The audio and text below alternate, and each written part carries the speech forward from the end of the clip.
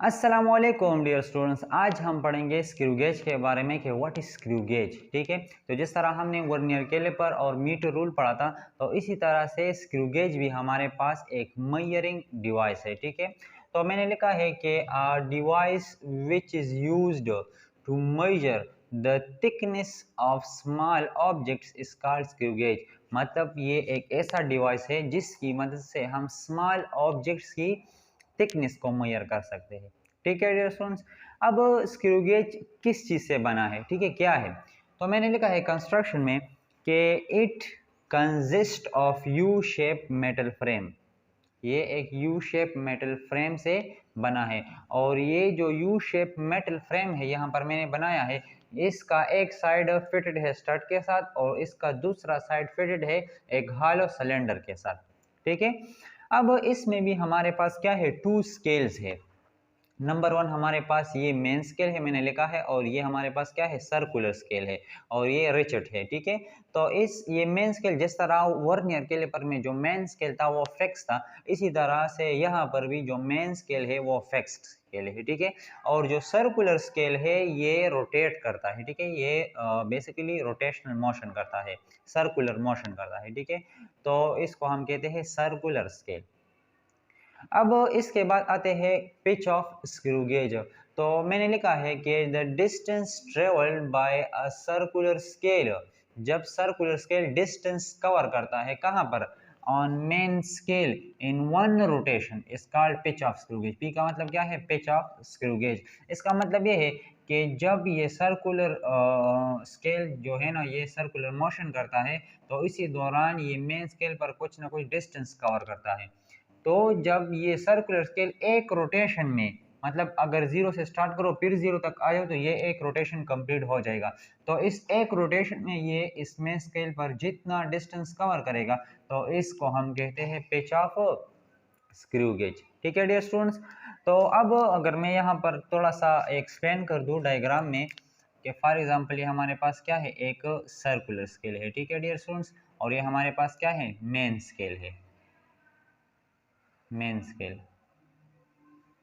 अब ये जब रोटेट करेगा तो ये जो सर्कुलर स्केल है ये यहाँ पर मोशन करेगा। ठीक है, तो ये जब एक रोटेशन कंप्लीट करेगा तो उस दौरान ये जितनी डिस्टेंस कवर करेगा इस मेन स्केल पर, तो उसको हम कहते हैं पिच ऑफ स्क्रू गेज।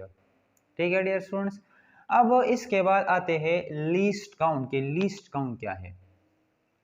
तो जिस तरह हमने पढ़ा है पहले कि तमाम मेजरिंग इंस्ट्रूमेंट है उसका अपना अपना लीस्ट काउंट होता है। ठीक है, हमने मीटर रूल के लिए भी पढ़ा है, हमने वर्नियर कैलिपर के लिए भी पढ़ा है, आज हम पढ़ेंगे स्क्रू गेज के लिए। तो मैंने लिखा है कि the minimum value that can be measured on the scale of screw gauge is called least count of screw gauge. इसका क्या मतलब है? इसका मतलब ये है कि स्क्रू गेज का जो स्केल है, ये स्क्रू गेज का स्केल है, इस पर सबसे मिनिमम वैल्यू को या मिनिमम लेंथ को हम क्या कहेंगे, pitch sorry least count of screw gauge कहेंगे। अब इसको मैथमेटिकली हम किस तरह लिखेंगे? तो मैथमेटिकली अगर मैं लिख दूं तो ये हमारे पास क्या हो गया, least count of screw gauge हो गया। तो अब हम क्या लिखेंगे, पिच ऑफ स्क्रू गेज। पहले हम ऊपर लिखेंगे पिच, मैं अगर शॉर्टकट लिख दूं पिच ऑफ स्क्रू गेज, और डिवाइडेड बाय मैं लिख दूंगा कि total division on a circular scale, circular scale. ठीक है, इसका क्या मतलब है? इसका मतलब ये है कि जो स्क्रू गेज है इसका जो पिच है हम उसको डिवाइड करेंगे किस चीज़ पर, जो टोटल नंबर ऑफ डिवीजन है ऑन सर्कुलर स्केल। मतलब सर्कुलर स्केल पर जितने भी डिवीजन है हम उसको डिवाइड करेंगे पिच ऑफ स्क्रू गेज पर। अब पिच ऑफ स्क्रू गेज क्या है, तो मैंने आपको पहले ही बता दिया। ठीक है, अब जो वैल्यू है पिच ऑफ स्क्रू गेज की वो हमारे पास है 0.5 मिलीमीटर। इसका मतलब ये है कि अगर ये सर्कुलर स्केल एक रोटेशन कंप्लीट करेगा तो ये इस मेन स्केल पर 0.5 mm डिस्टेंस कवर करेगा। ठीक है, तो ये था पिच ऑफ स्क्रू गेज।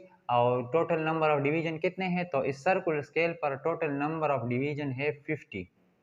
ठीक है, तो ये जब दोनों डिवाइड हो जाएंगे तो इससे आएगा 0.01 मिलीमीटर। तो इसका मतलब ये है कि हम स्क्रू गेज पर 0.01 मिलीमीटर तक मेजरमेंट्स कर सकते हैं। ठीक है डियर स्टूडेंट, ये स्क्रू गेज का क्या है, लीस्ट काउंट है।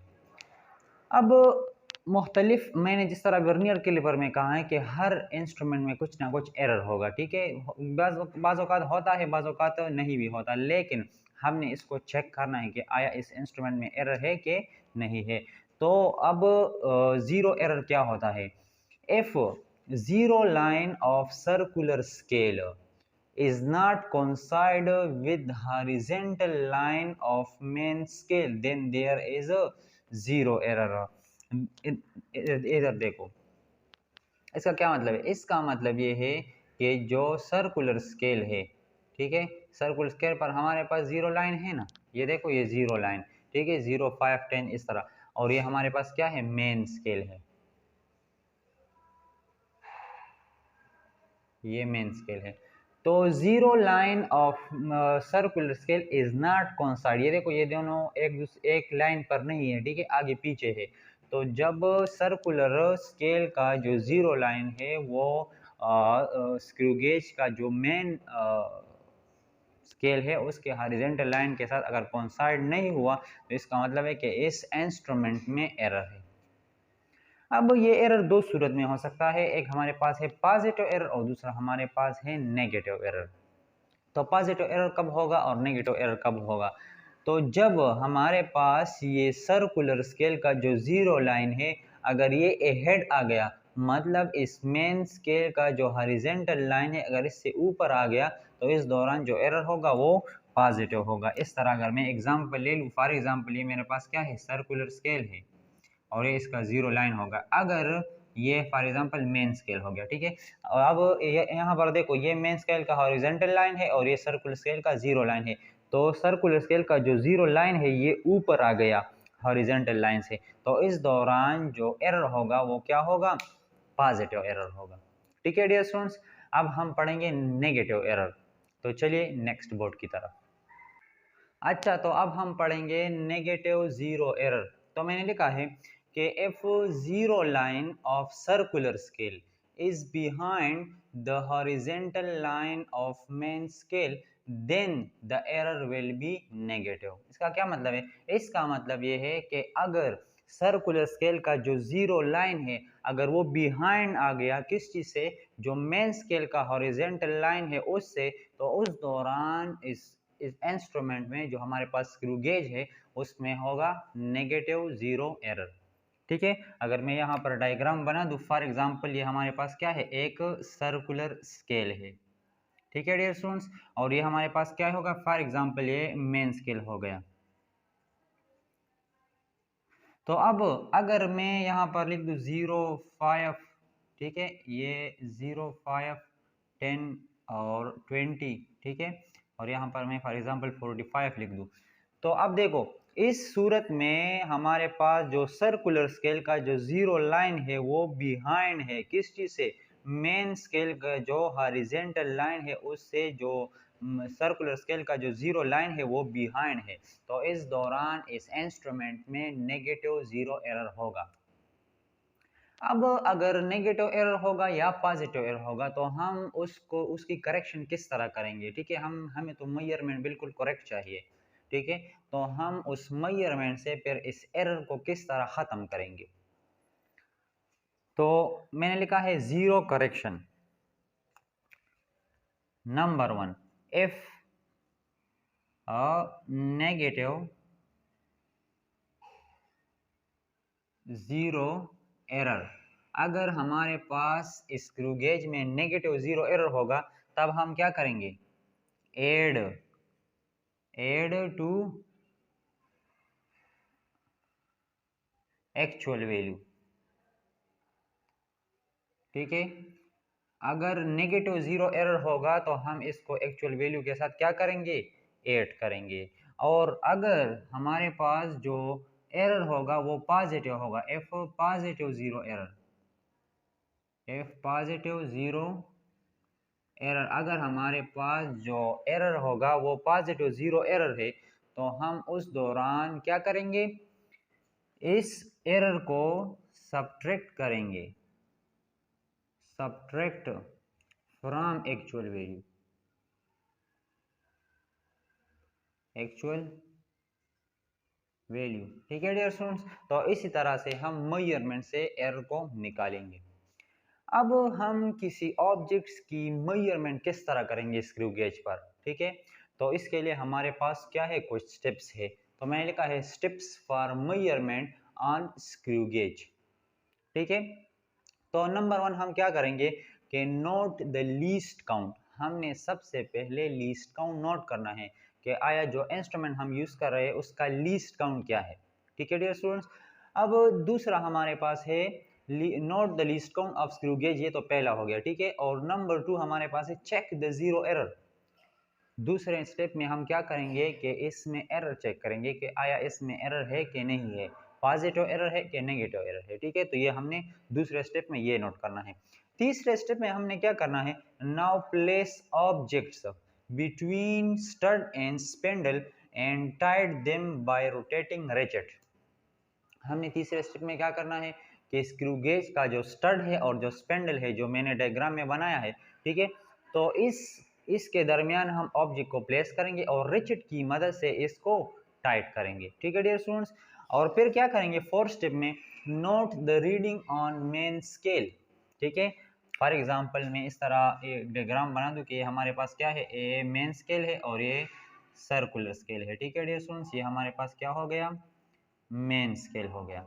तो हमने फोर्थ स्टेप में इस मेन स्केल पर जो रीडिंग है, इस स्केल पर जो रीडिंग होगा हमने उसको नोट करना है और उसको क्या नाम देना है, एंड गिव नेम एक्स, उसको एक नाम देना है एक्स।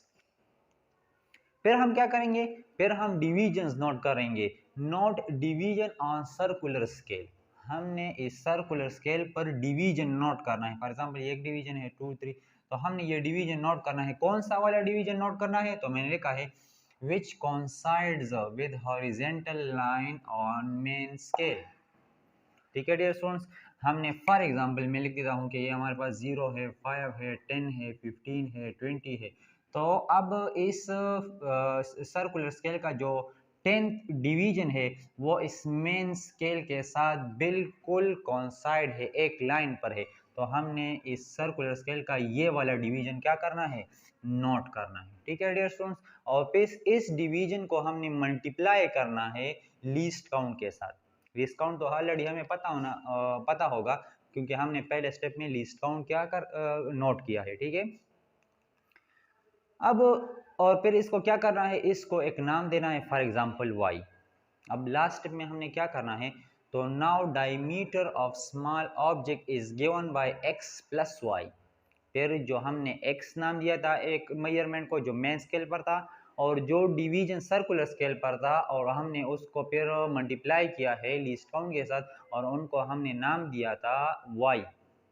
तो हम लास्ट में उस x और y को प्लस करेंगे तो ये हमारे पास रिक्वायर्ड क्या होगा, और डायमीटर ऑफ स्मॉल ऑब्जेक्ट। लेकिन अगर उस इंस्ट्रूमेंट में एरर ना हो, तो अगर उस इंस्ट्रूमेंट में एरर है, फॉर एग्जांपल वो पॉजिटिव है या नेगेटिव है जो भी है, फिर उस दौरान हमने x और y को प्लस करना है, लेकिन उसके साथ या तो एरर को प्लस करेंगे और या एरर को माइनस करेंगे, ठीक है। और अगर मैंने लिखा है if there is no error, अगर इस इंस्ट्रूमेंट में एरर नहीं है, then the diameter of small object is x plus y. तो फिर हमारे पास जो स्मॉल ऑब्जेक्ट का डायमीटर होगा वो x प्लस वाई होगा, ठीक है डियर स्टूडेंट्स। तो ये था आज का हमारा टॉपिक। अगर कोई चीज़ समझ में ना आया हो तो आप कमेंट्स में पूछ सकते हैं। हमारे चैनल को लाइक करें, सब्सक्राइब करें। Thank you very much. Okay, अल्लाह हाफिज़।